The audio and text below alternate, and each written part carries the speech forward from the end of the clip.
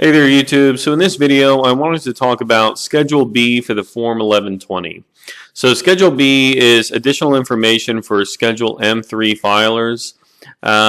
This is an additional schedule on top of the M-3 filing. So most corporations just have to file the Form 1120 with a number of other schedules and forms depending on what they're engaged in.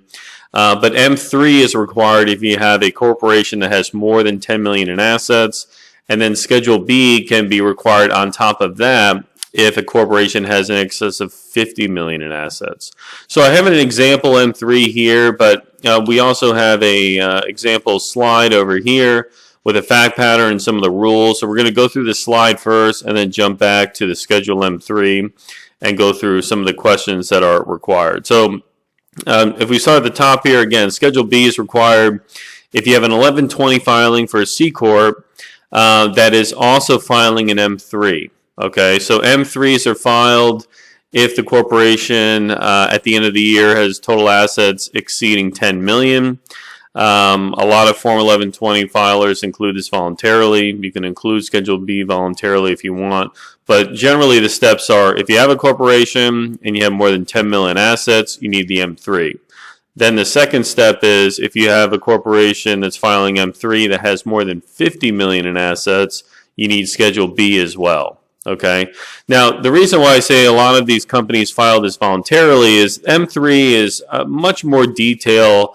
It provides more detail than the standard M1 reconciliation. So when you look at M3, if you have pass-through investments, if you have foreign subsidiaries, subpart F inclusions, all of this kind of stuff, you're going to get a lot more detail on those items and the book-to-tax differences, both temporary and permanent, on an M3 than you will an M1. And so that's why, again, a lot of filers elect to just file M3s because they want to provide more detail for the owners of the company and for the IRS just to make everything clear. But let's look at an example of a Schedule B filing requirement with respect to one occurrence where you might need this Schedule B to answer yes to one of the questions. So we have Fake Consulting Business Inc. This is a Delaware Corp. It's taxable as a C Corp. So this is an entity that has not made an S election. Okay, if it did, it'd be filing an 1120S, but no, it's a C Corp. It's filing 1120. As of December 31st, 2020, the corporation has total assets of 65 million. Okay, so that's important because what that means is the corporation needs to complete Schedule M3 because it has greater than 10 million assets, but it also has greater than 50 million in assets, which means it now needs to complete Schedule B. A lot of companies are in the middle there, obviously, so if a company has, let's say, 15 million in assets, it needs to do Schedule M3, but because it doesn't hit the 50 requirement, it doesn't necessarily need a Schedule B inclusion. Okay, but in this case, we've met the threshold, so we're including all the forms. Now, to move on with the fact pattern here, we have a corporation. This corporation, Fake Consulting Business Inc., holds a 5% capital interest in Fake Investors Group ABC LP. Right, this is a Wyoming limited partnership. And the corporation acquired this interest in 2018.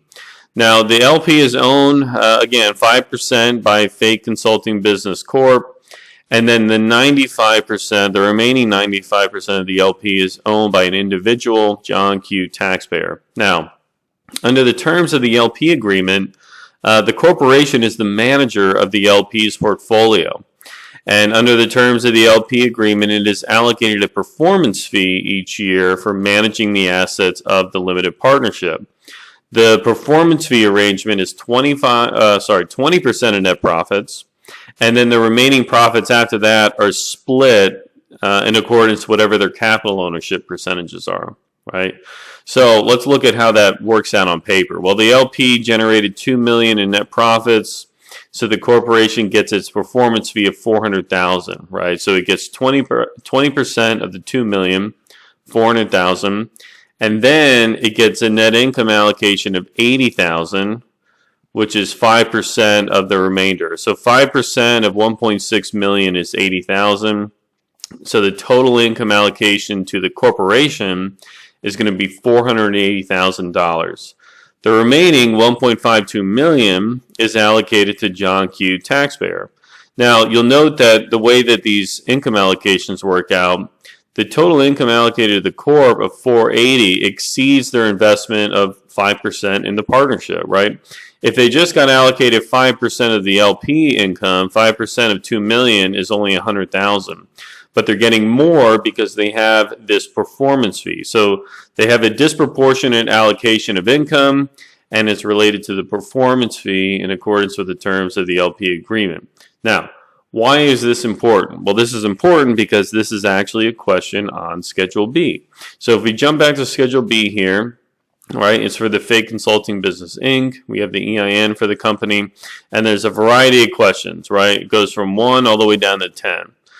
Question number 1 asks, does any amount reported on M-3, so this is the income allocation, reflect allocations to the corporation from a partnership of income, gain, loss, deduction, or credit that is disproportionate to this corporation's capital contribution to the partnership or its ratio for sharing other items of the partnership?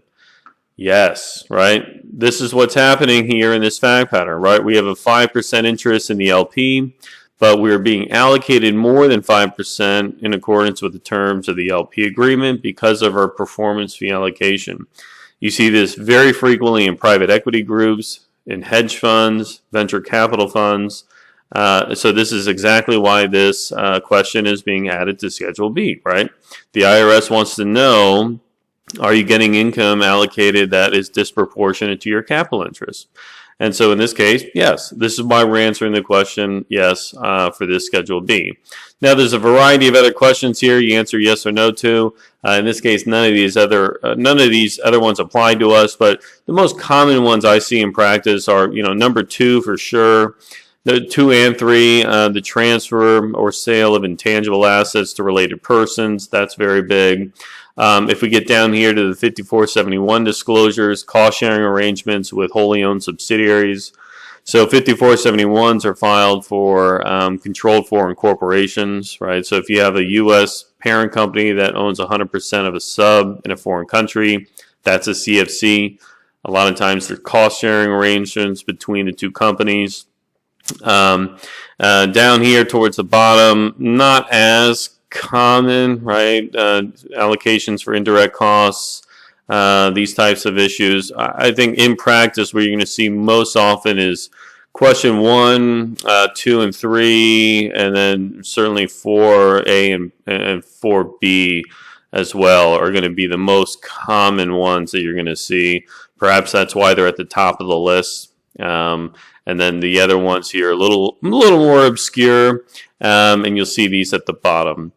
Actually, question number 6 is quite common too. If the corporation makes a change in accounting method, you have to disclose it here on Schedule B. That does happen every once in a while as well. But for this example, the fact pattern that we just went through just applies to question number 1. And then for our example, none of the others applied here for 2 through 10. So I hope that was helpful. Again, Schedule B, not super common, but it can be required in certain circumstances. You can always include this if you want to voluntarily. A lot of times you might be just answering no to all of it, but it's very possible to have a smaller company that has very little assets that still has 0.1 apply, right? You could have a corporation with only 500,000 in assets, doesn't need an M3, doesn't need Schedule B, and it could still be answering yes to this question, right, based on the allocation of income from an underlying partnership. So, yeah, so I hope that was helpful. If you have any questions, please leave me a comment below, and I look forward to seeing you again on the next video. Thank you.